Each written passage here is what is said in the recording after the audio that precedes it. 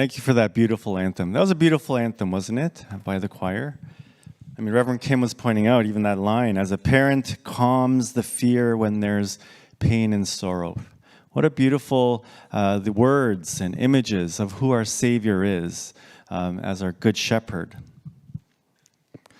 Jesus used, many images and metaphors that people of his time could understand and relate to. The shepherd was an image that a lot of people really understood readily.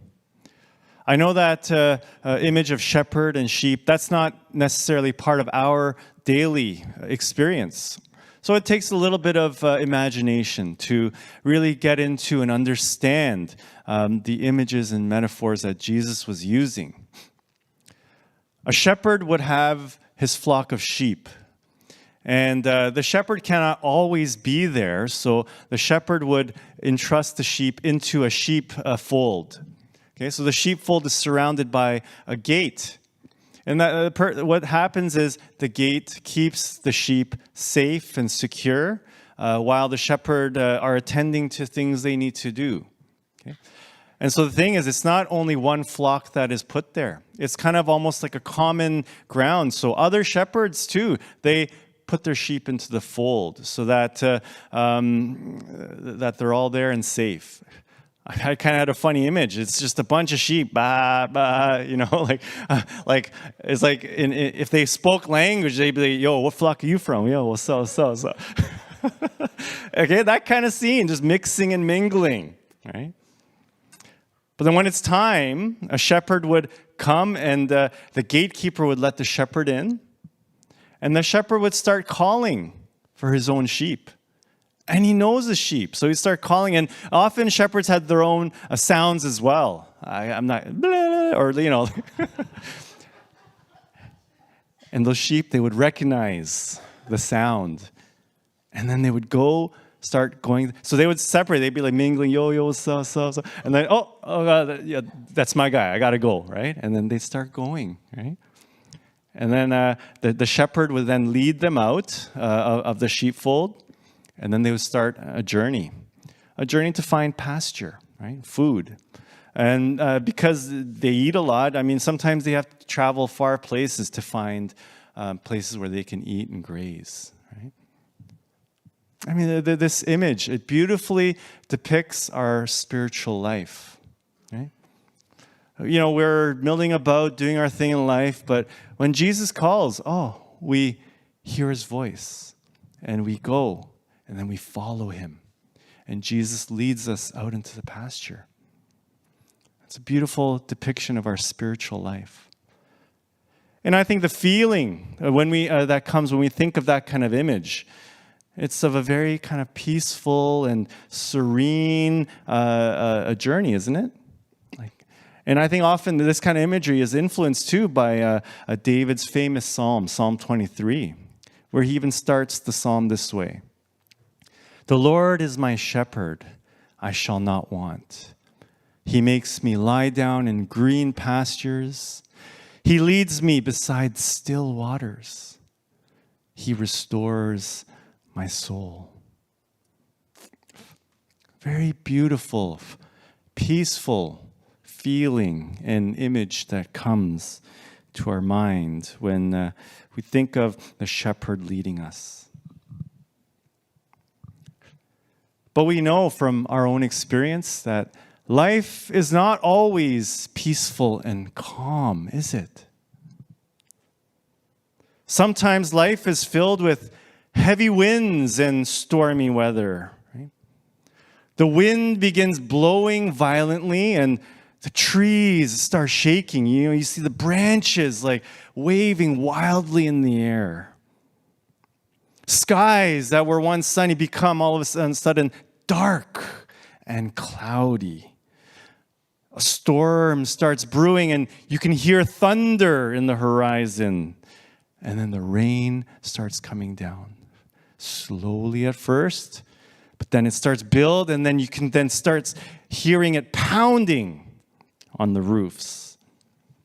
So it is loud from the wind, the thunder, and the rain. And then you see lightning light up the skies. It's not a peaceful scene anymore. It is scary. It is loud. I can see the sheep becoming startled and scared. What was once a peaceful bah becomes like bah, bah, right? Yo, what's going on? What's going on? They start freaking out. And I think it's a real thing. I mean, I remember when my daughter Abby, when she was little, like 3 years old, and being in a room, and sometimes at night it starts raining, and then boom, the thunder, like just so loud, right? And then she would just jump out and run out of bed and come into her room and be all scared and crying. It's so cute, right? Although actually, when you're really dead tired in the middle of sleep and she comes, it's not that cute, right? But it's still cute in hindsight, right? Or like if we're outside and it starts like the windy, gusty wind and then storms coming, she would say, "It's scary of the wind."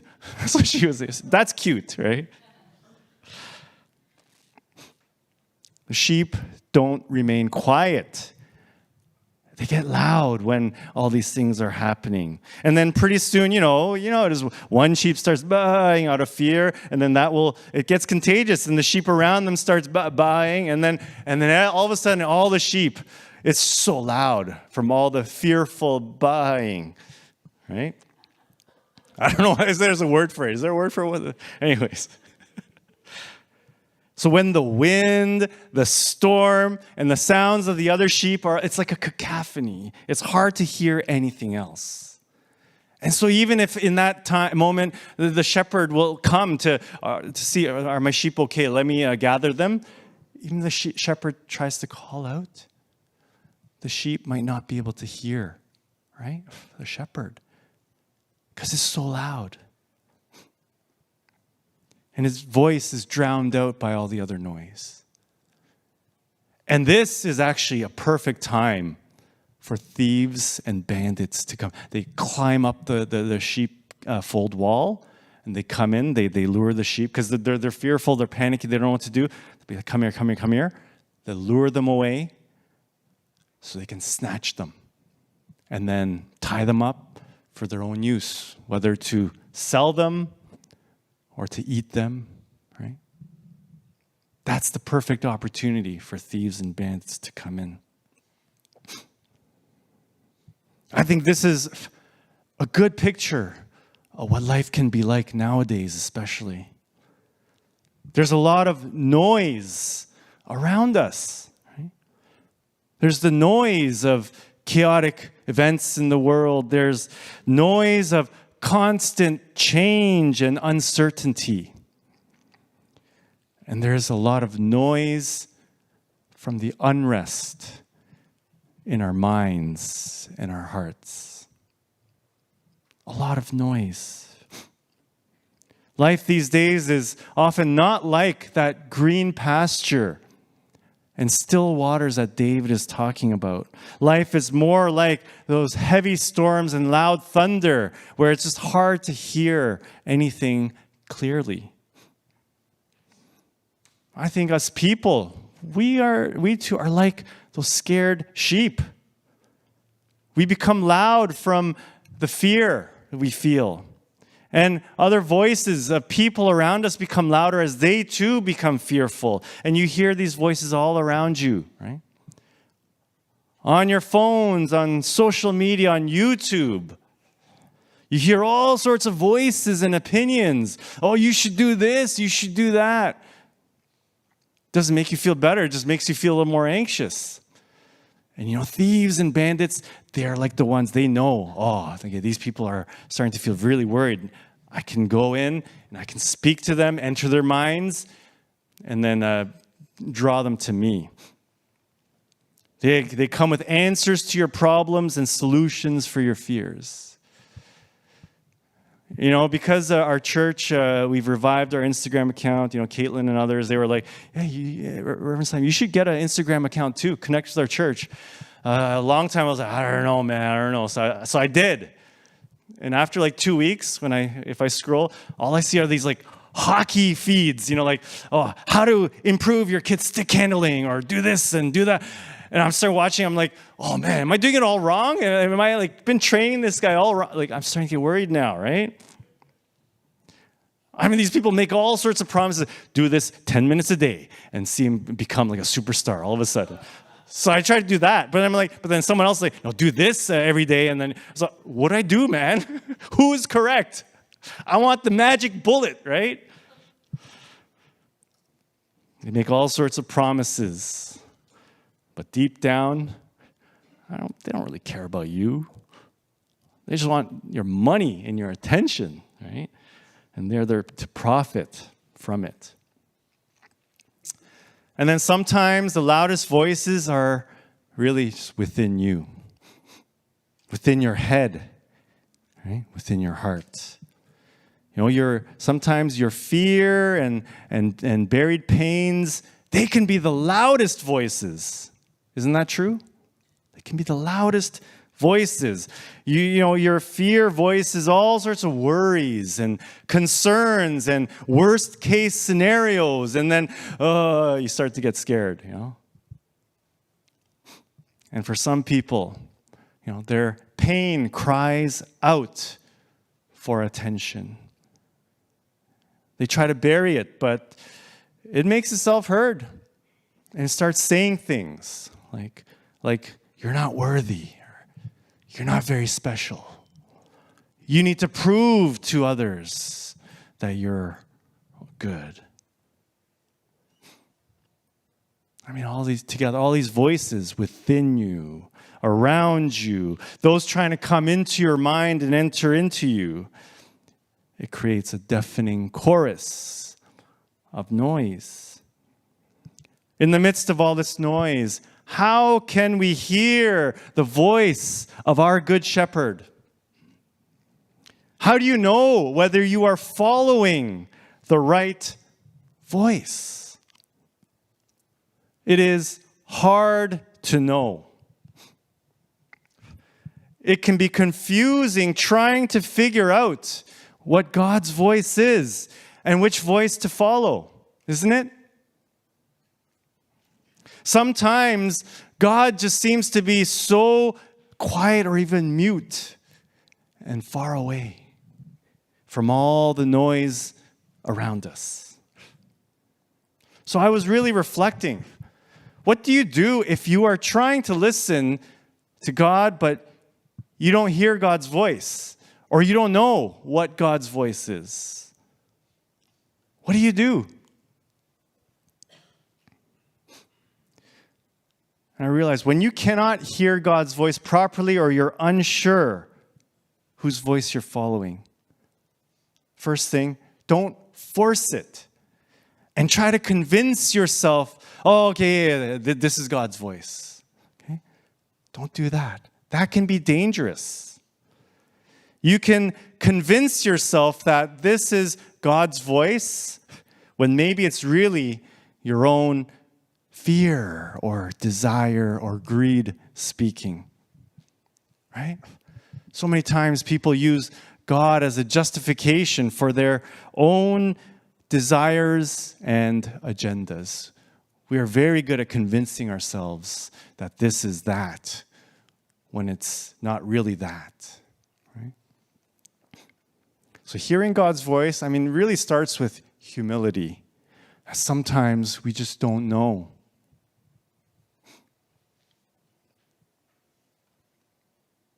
So I realized, what do we do when you don't know if you're hearing God's voice, when you can't hear properly? I think the first step, yes, is to pause and acknowledge that you don't know and confused. So I think we can learn from the shepherd, or from the sheep. So the sheep follow the shepherd out of the sheepfold, and then they start on the journey, right? But you can imagine, there's a lot of sheep usually in a flock, right? And the trail is winding. And it reminded me, actually, in summer camp that's coming up, we often take the kids from church to Westdean Park. There's a pool there, for those who are counselors, and all the kids are lined up. It takes forever, too, to corral them. It's like sheep. Okay, guys, line up straight. Line up. And they're there. Okay, group count. Where's your group? And then the counselors are like, where's so-and-so? It's almost identical. Our kids are like sheep, And then so we gather them in a line, and then we head off one group at a time, right? Usually counselor in the front, counselor in the back, and it starts off as a nice tight unit. Do you guys think it remains as a unit? No, somehow the line starts to stretch long and wide. And I have to remind our counselors, can you guys look back once in a while? Actually, no, they're all safe though. Don't worry, guys. Kids are safe. Maybe it's not a good example, but so the stretch. But at the end of the day, how are the kids feeling? The kids feel good. They're happy and they feel safe. Why? Because they trust their counselors, right? They trust them that they are taken care of and in good hands.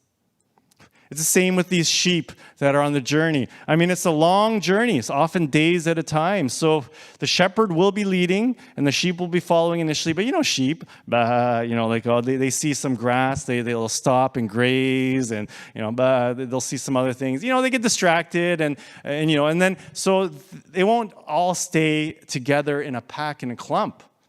So sometimes they lose sight of the shepherd, and they can no longer hear the shepherd or see the shepherd, right? But how are they feeling? Generally, they are still feeling at peace. Why? Because they trust the shepherd, and they trust that they are on the right path, and they trust that the shepherd will protect them, even if they can't see them, and they trust that if they get lost, the shepherd will come and find them. In fact, this is how Jesus used a parable to illustrate what God is like. And this is what Jesus said. Which one of you, having 100 sheep and losing one of them, does not leave the 99 in the wilderness and go after the one that is lost until he finds it? Right? I mean, that is our God, the good shepherd. It's like the one, he'll have 100 sheep. And just if one gets lost, in the world, if one gets lost, like who cares? It's up to them to figure it out and get back. Stick with the program. Step up. And this is what I tell my own son in hockey, right? Step up, man, or you get left behind, But that's the world. But in God's kingdom, God will go searching after the one that is lost, right? And the sheep, they know that. And so they have trust in God. So that was what I realized. If you cannot hear God's voice and you're confused which voice might have follow, the first and most important step is to trust God. Right? Trust that God is there. God is leading you. Trust that God will take care of you and look after you. And trust that God will come find you when you are lost. Jesus said, there is more joy in heaven over one sinner who repents than 99 who don't need it. Right? When you are lost and God finds you and brings you back onto the path, there's more joy in heaven over that. So our spiritual journey is that journey of learning to trust God.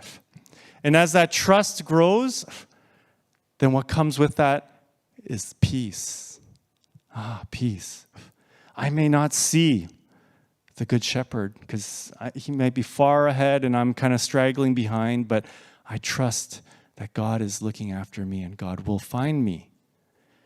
And when you have peace in your heart, that is when your ear starts becoming more attuned. You listen more for God, and then you can start hearing God's voice in your heart more. When you have that peace that comes from trusting God. Even when the way ahead seems scary, you see the storm clouds on the horizon and kind of treacherous cliffs ahead. You have peace because you trust the shepherd. And this was David's confession. He leads me in right paths for his name's sake.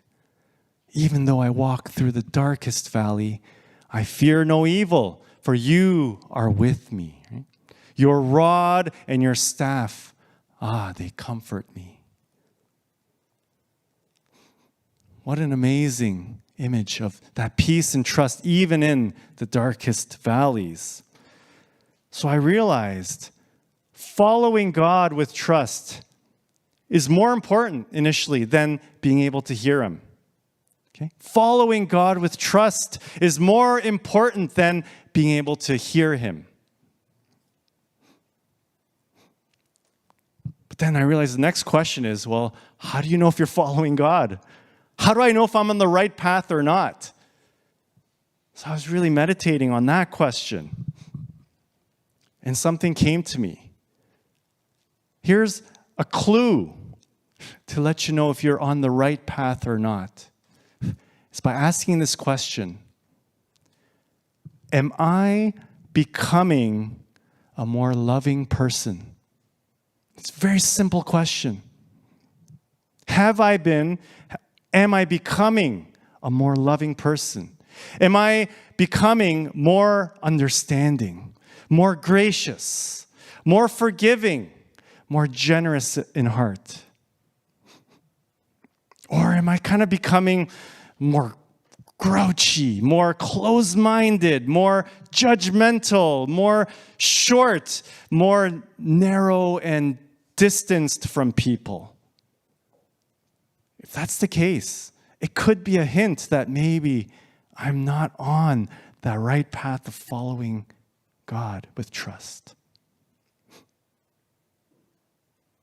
That is the moment and opportunity for repentance. We ask God, can you come and put me back on the right path? And as I just shared, that is where there's more joy in heaven over anything. God is more than happy to come find you and bring you on the right path. So we go on the path, and that's a clue. Am I becoming a more loving person? Because as we go on the path, Jesus is leading us to a destination. It's not just anywhere. And this is what Jesus says in today's passage. The thief comes only to steal and kill and destroy. I came that they may have life and have it abundantly. Jesus is leading us to that pasture of abundant life. That is the path that we are on.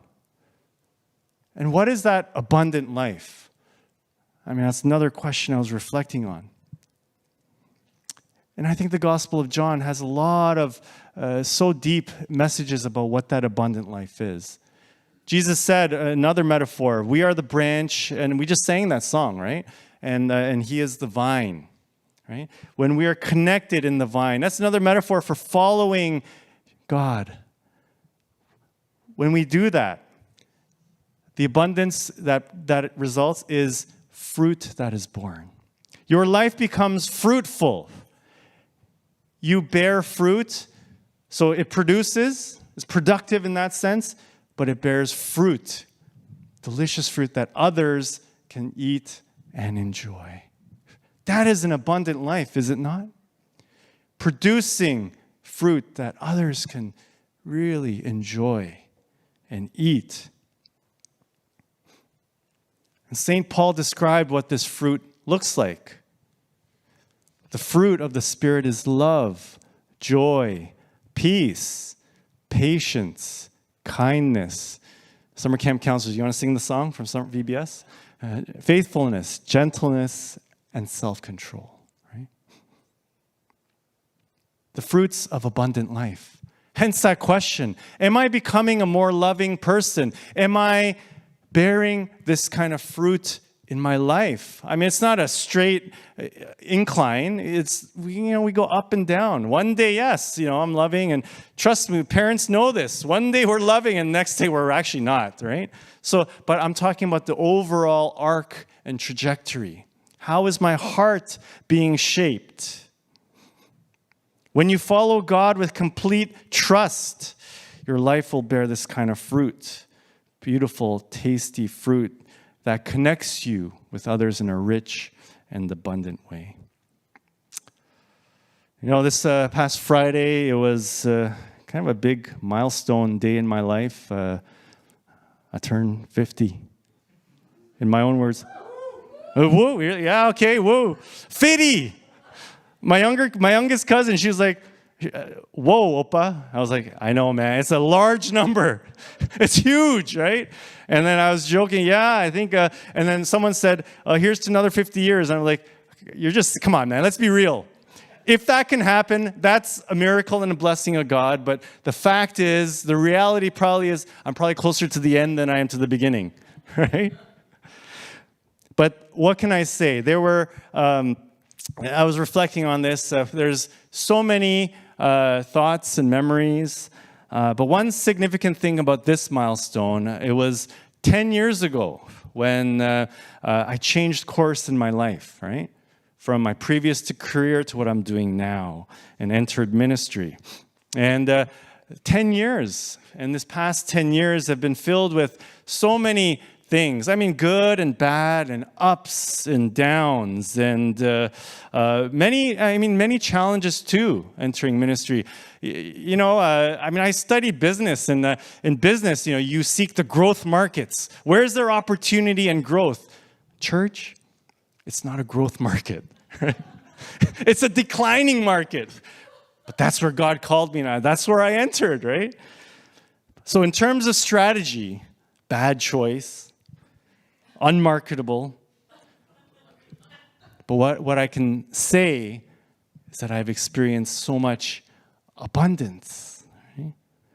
I have experienced and learned more about love and forgiveness, seeing much more clearly my own flaws and weaknesses, but through that experiencing more of the grace and power of God. I've seen little changes start to happen in myself, and hopefully a little bit more understanding and graciousness. I've seen fruits of an abundant life. Once in a while we'll see something, or I'll comment on the district gathering we had at John and Linda's house, and Deb will sometimes comment on, the life maybe we could have had. But I do know deep down, she feels the abundance that we have in life. Right, Deb? I know she does. And I'm thankful. And speaking of her, Deb, she pulled something out of her hat. She said, yeah, let's go for dinner on my birthday on Friday. I was like, cool. And originally we talked about this restaurant downtown that she's been wanting to go to. But suddenly, somehow on Friday morning, she's like, actually, I couldn't get that spot. So change it to somewhere in North York at 8:30. And I was like, initially I was like, is she planning something? Then I just I forgot about it. So we went to the restaurant around 8:30, and then I walk in, and boom, surprise! It's like all these friends from past to present. It was almost like a little tapestry of your life. I was like, oh, you, wow! It was extremely sweet and nice, and it was almost like a flashback of the last 10 and more years and worlds colliding. A joyful, blessed night. David concluded his psalm with this vision and imagery. You anoint my head with oil. My cup overflows. Oh man, I thought I was going to keep it together today. Surely goodness and mercy shall follow me all the days of my life, and I shall dwell in the house of the Lord my whole life long. My cup overflows. And that is an abundant life, a life that overflows with love and blessings from God, that goes from you to others. It is trust that goodness and mercy will follow you all the days of your life, whatever may come. And what God has blessed me so abundantly with, my prayer is that it will continue to overflow to the blessing of others. I've learned by now at my age, you never know what lies ahead. Life is just very unpredictable. I just pray that I can trust God in all and every circumstance and situation. And that cup overflowing of abundance, that is my vision for this church and ministry. I mean, my body is older, but I feel invigorated. I feel energized. I want to pour everything that I can into this church and ministry. I want to see God's love overflow from here onto others, from your life to the life of those around you. That goodness and mercy of God, blessing others. And I pray for this church to be that kind of place of overflowing blessing in a world that so needs it, needs goodness and mercy.